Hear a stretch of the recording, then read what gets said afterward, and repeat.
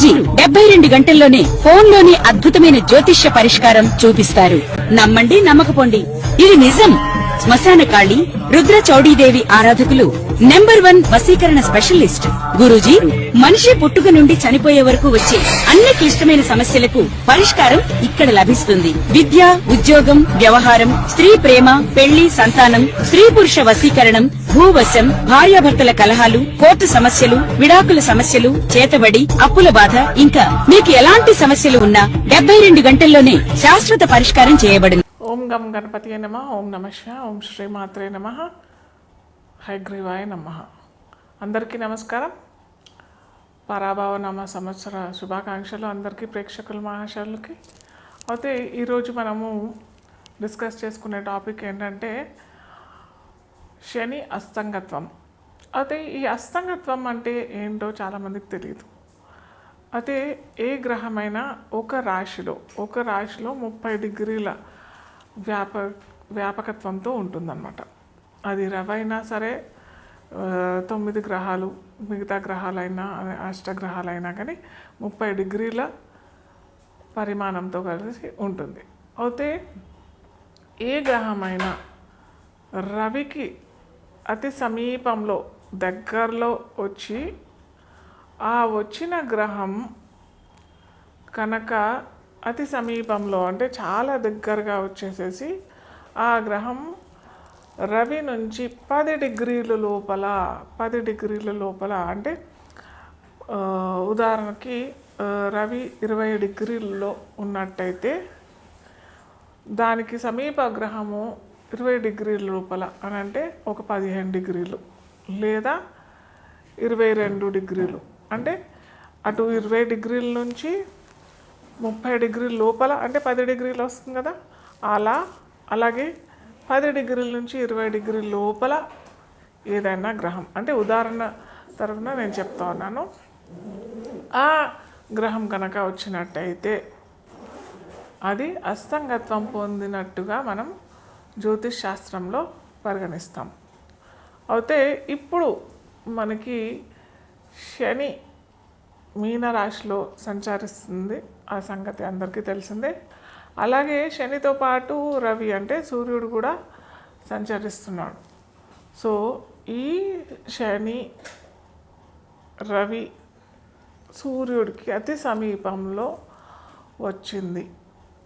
ఈ వచ్చిన ఈ దాన్ని మనం ఏమంటామంటే ఇంతకుముందు చెప్పుకున్నాం కదా, 10 డిగ్రీల లోపల వచ్చినట్టయితే దాన్ని అస్తంగత్వం పొందుతుంది అని అంటాం. సో ఇప్పుడు శని రవి అతి సమీపంలో 10 డిగ్రీల లోపల మనకి రవి సంచారం శని పైన మీనరాశిలో జరుగుతుంది. అది ఏ సమయంలో ఉందంటే మార్చి 8వ తారీఖు నుంచి ఏప్రిల్ 22, 2026 దాకా ఈ సంగత్వం, ఈ రవి సంచారం అనేది జరుగుతూ ఉంది. సో దీనివల్ల ఏ రాశుల వారికి ఎలాంటి పరిణామం ఎదుర్కోగలుగుతారు, ఎలాంటి సంఘటనలు ఎదుర్కొంటారు, మనము ఒక్కొక్క రాశిగా మనం చూసుకున్నట్టయితే ముఖ్యంగా ఒక గ్రహం అస్తంగత్వం పొందుతుంది అని అంటే దాని యొక్క కారకత్వాలు అంటే దాని యొక్క ఫీచర్స్ అన్నీ దెబ్బతింటాయి.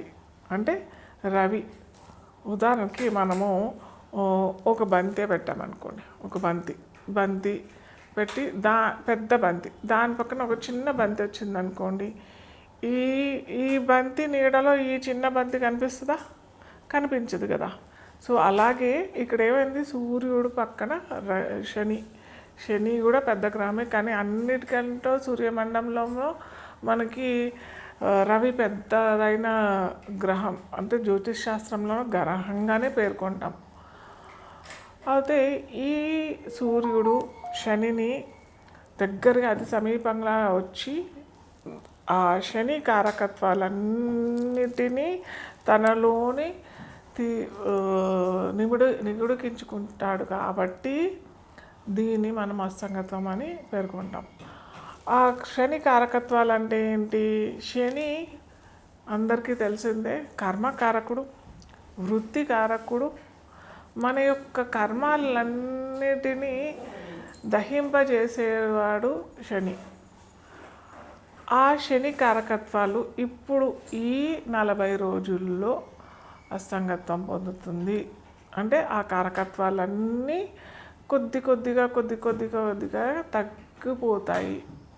దీనివల్ల ఏమవుతుంది, దీనివల్ల ఏ రాశికి ఎలాంటి ఫలితాలు వస్తాయి, అది మనము ఇప్పుడు ఒక్కొక్క రాశిగా మనము చూసుకుందాం. కన్యా లగ్నం తెలియ వారికి ఈ రాశి అనుకున్నట్టయితే, ఈ కన్యా రాశికి అధిపతి ఎవరు అని అంటే బుధుడు.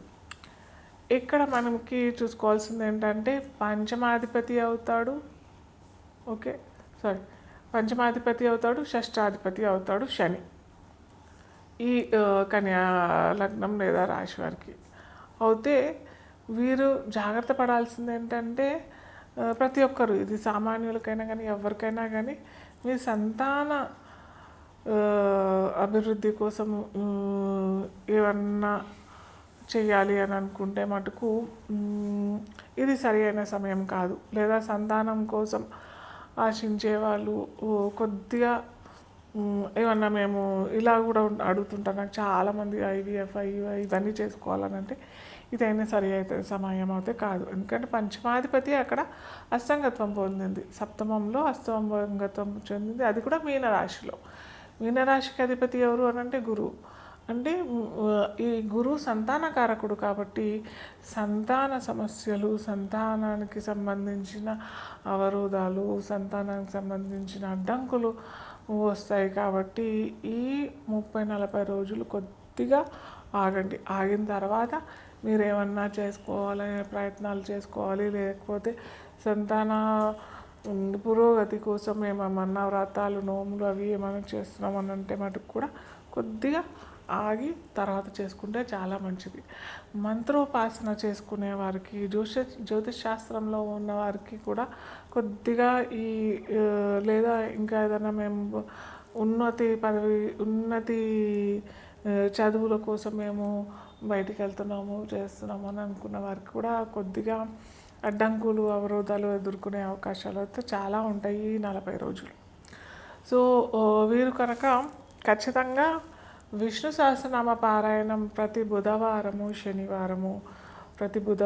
శనివారము చేసుకున్నట్టయితే, అలాగే బుధుడికి సంబంధించింది ఏమన్నా అంటే బుధుడికి సంబంధించిందంటే మనం బుధవారం, బుధుడు కన్యా లగ్నానికి అధిపతి కాబట్టి కొద్దిగా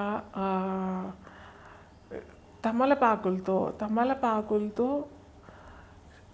శనీశ్వరుడికి అర్చన చేస్తే చాలా మంచిది. ఎప్పుడు అనంటే అది మంగళవారాలు శనివారాలు కనుక చేసినట్టయితే మీకు చక్కటి ఫలితాలు లభిస్తాయి. అయితే ఒక్కటి మాత్రం పెట్టుకోండి, ఖచ్చితంగా మీరు కనుక నేను చెప్పిన ఈ రెమెడీస్ కనుక పాటించినట్టయితే అయితే మాకు ఫలోపేక్ష కాకుండా మీరు చేసినట్టయితే చాలా మంచి ఫలితాలు వస్తాయి. అయ్యో మేము ఇది చేస్తున్నామే, మాకు రావట్లేదే ఫలితము అని చెప్పేసి ఆ ఆలోచన కాకుండా సత్ఫలితము సత్సమయంలో అయితే వస్తుంది.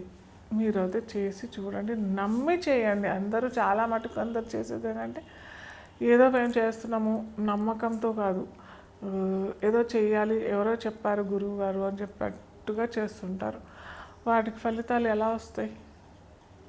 ఫలోపేక్ష లేకుండా మనం ఏదన్నా ఫలం కోరినట్టయితే ఖచ్చితంగా అది మీకు తప్పకుండా ఫలితం అయితే లభిస్తుంది. కాకపోతే కొద్దిగా జాప్యం అవుతుంది. ఆ జాప్యం కూడా మన కర్మలు, ఎక్కడో చేసిన కర్మల వల్ల అది జాప్యం అవుతుంది. అంతేకాని రాదు, కాదు, కూడదు అనేసి ఎక్కడ ఎప్పుడూ లేదు.